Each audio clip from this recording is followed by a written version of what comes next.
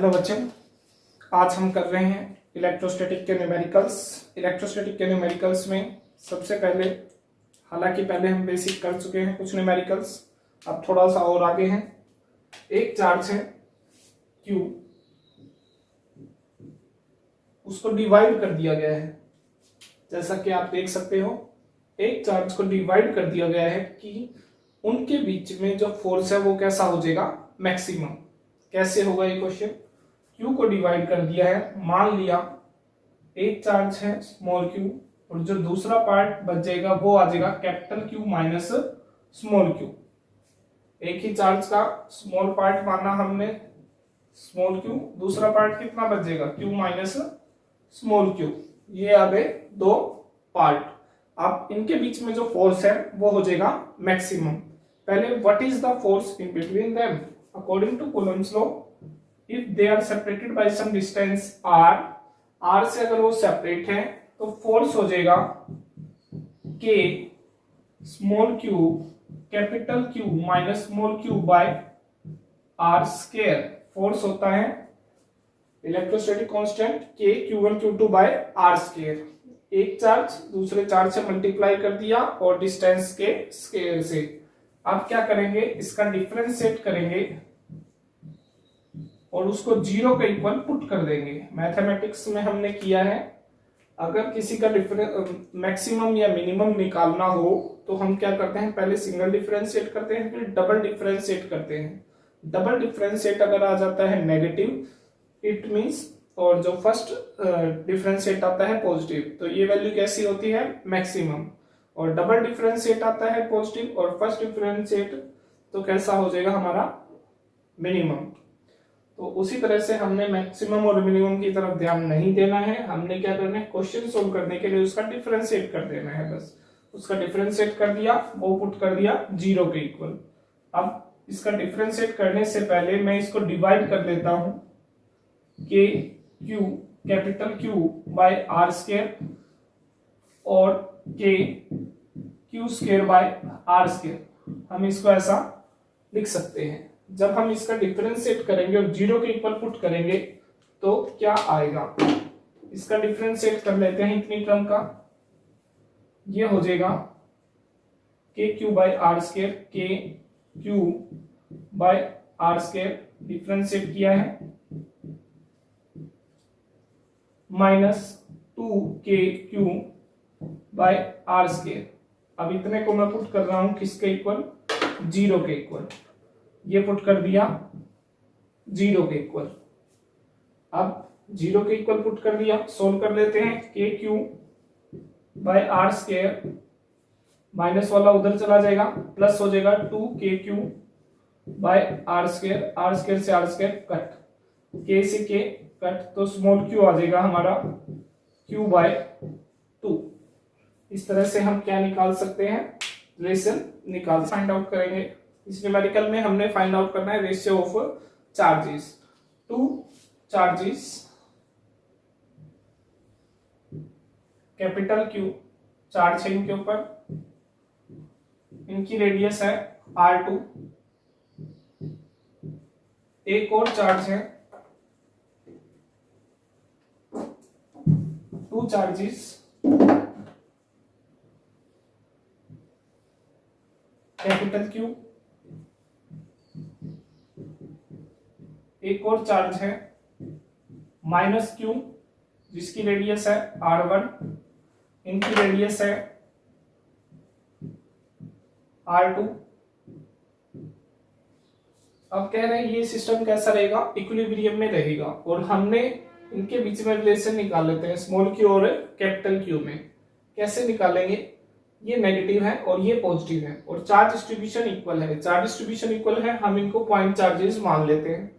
इनके बीच में force find out कर देते हैं। नेगेटिव वाला पॉजिटिव की वजह से तो क्या होएगा, अट्रैक्ट होएगा, इसकी वजह से भी क्या होएगा, अट्रैक्ट होगा।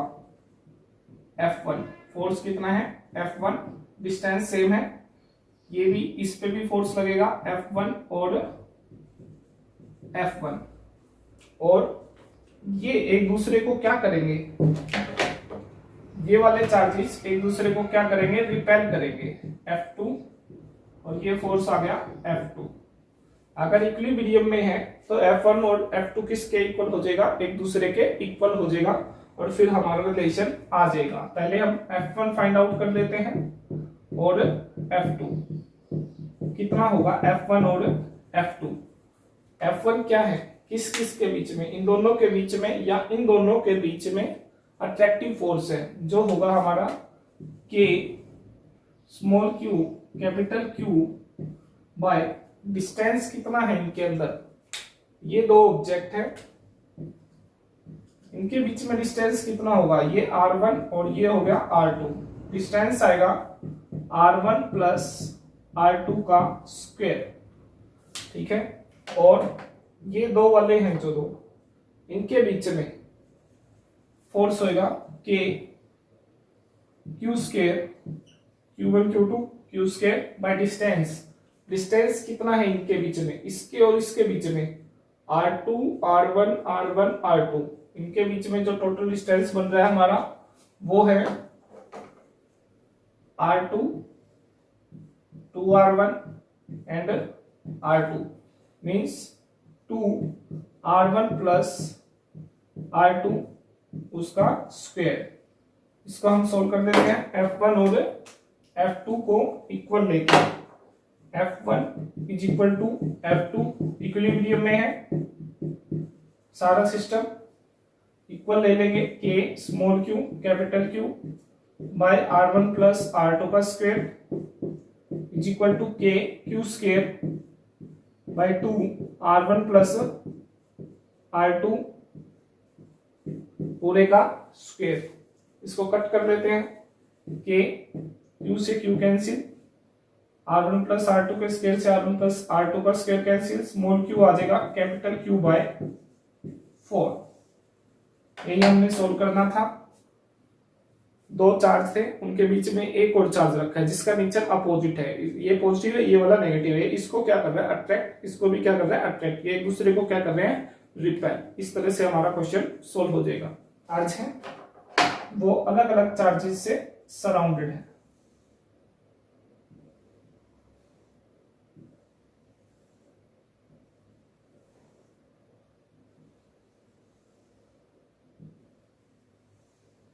ये हो गया। अब हम कैसे निकालेंगे, एक चार्ज के ऊपर फोर्स निकाल रहे हैं बाकियों की वजह से, एक स्फीयर के ऊपर फोर्स निकाल रहे हैं बाकियों की वजह से, कितना आएगा, इसकी वजह से निकाल लेते हैं, इसकी वजह से सपोज कर लेते हैं ये दोनों एक दूसरे को रिपेल कर रहे हैं F1 और ये भी कितना आ गया F1, इसकी वजह से फोर्स F1 तो इसकी वजह से भी कितना आएगा F1 आएगा, क्योंकि रेडियस इन सभी की आइडेंटिकल है, R है, R radius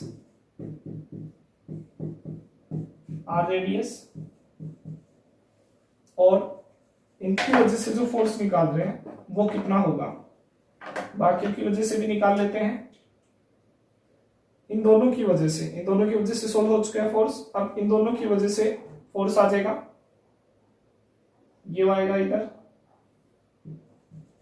F2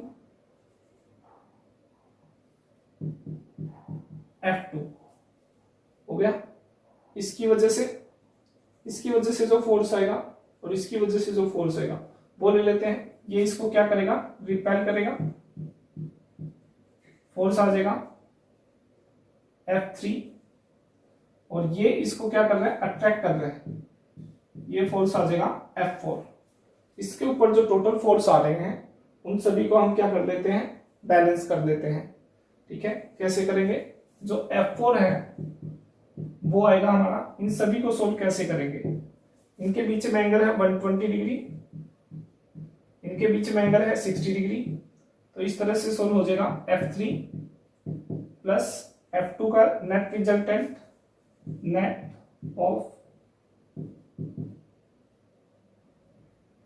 resultant of F2 plus net resultant of F1। और नेट रिजल्टेंट ऑफ F2 और F4 कैसे सोल्व कर लेंगे हम, net resultant of F2 is equal to F2 square plus F2 square plus 2 F2 cos 60 और net resultant of F1 is equal to root F1 square plus F1 square plus 2 F1 cos 120। यहां से F2 और F1 का resultant आ जाएगा, लेकिन अब रह गया डिस्टेंस। डिस्टेंस कैसे सोल्व करेंगे वो देखो। ये डिस्टेंस है 2r, r और r कितना हो जाएगा, यहां से सेंटर वाला डिस्टेंस कितना हो जाएगा 2r, ये वाला डिस्टेंस कितना हो जाएगा, ये इसको मिला लेते हैं पहले सभी को।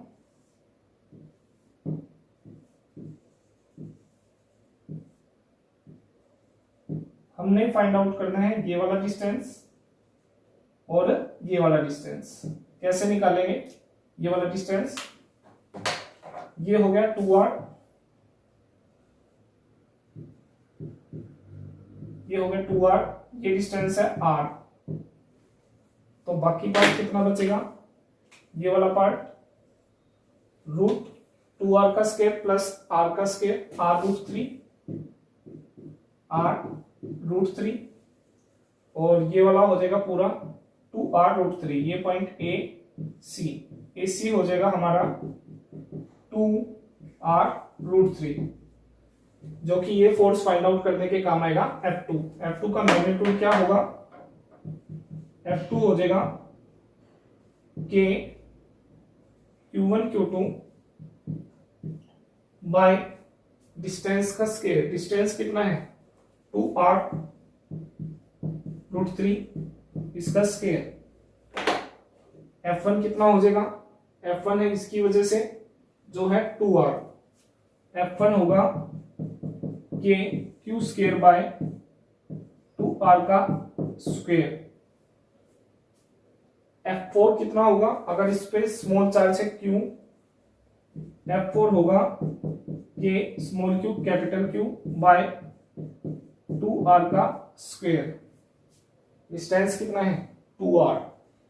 अब बच्चा इसकी वजह से फोर्स हो चुका है और इसकी वजह से हो चुका है F1 F2 F4। अब रह गया हमारा F3, इसकी वजह से ये डिस्टेंस हो जाएगा r 2r और r 4r। अगर इसकी रेडियस भी कैपिटल आर है तो F3 हो जाएगा कि Q स्क्वायर बाय डिस्टेंस कितना है 4r का स्क्वायर।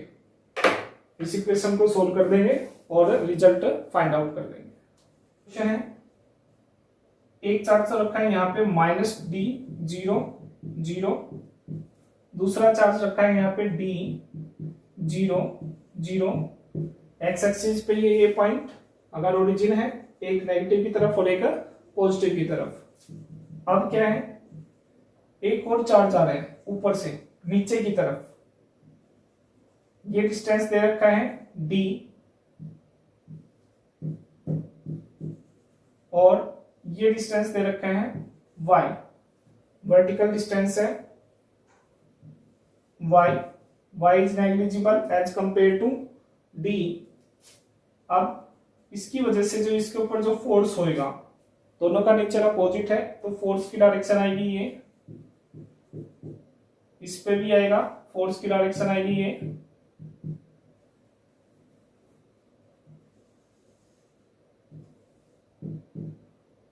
आ जाएगी फोर्स की डायरेक्शन। अगर ये एंगल थीटा है,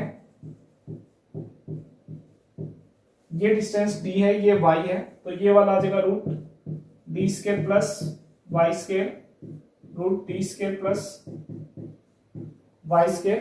पाइथागोरस से फोर्स है उसकी डायरेक्शन ले लेते हैं। फोर्स का आएगा f sine theta, f sine theta. Force का वर्टिकल कंपोनेंट, फोर्स का horizontal component f cos theta, f cos theta. ये कैंसिल आउट हो जाएंगे एक दूसरे से। क्यों? जो फोर्स का जो मैग्नीट्यूड आ रहा है वो आएगा, दोनों का जो चार्जेस है k q small q by distance का square d square plus Y square, जो कि सेम है। तो नेट जो फोर्स आ रहा है, नेट फोर्स आ रहा है वो आ रहा है 2F कोस थीटा। जो नेट रिजल्टेंट फोर्स आ रहा है वो कितना आ रहा है 2F कोस थीटा। अब जो इसका इनर्शिया की वजह से जो फोर्स होगा, इनर्शिया की वजह से जो फोर्स होगा वो होगा ma होगा 2F कोस थीटा। इसकी वैल्यू पुट कर देते हैं। m एक्सीलरेशन किसके इक्वल है वो फाइंड आउट कर देंगे। 2F, F कितना है, F फोर्स ये रहा, K capital Q small q by b square plus y square is equal to 2F cos theta. ये हमने सॉल्व कर दिया था। ma is equal to 2F, force कितना आएगा, K capital Q small q by b square plus y square. cos theta किसके equal आएगा, cos theta आएगा बेस बाय हाइट को, y by root b square plus y square. m acceleration किसके equal होता है simple harmonic motion में, omega square y के। 2K capital Q small q by b square plus y square 3/2 into y से y हो जाएगा cancel. यहां से हम किसकी वैल्यू निकाल लेंगे, ओमेगा की। ओमेगा आ जाएगा 2K capital Q small q by m b square plus y square, इसकी पावर है 3/2, उसका रूट। ओमेगा आ गया तो हमारा क्या आ जाएगा 2π/t, और इसको सोल्व कर देंगे तो किसकी वैल्यू आ जाएगी, t की, टाइम पीरियड। तो ये बॉडी किसमें है, सिंपल हार्मोनिक मोशन के अंदर है।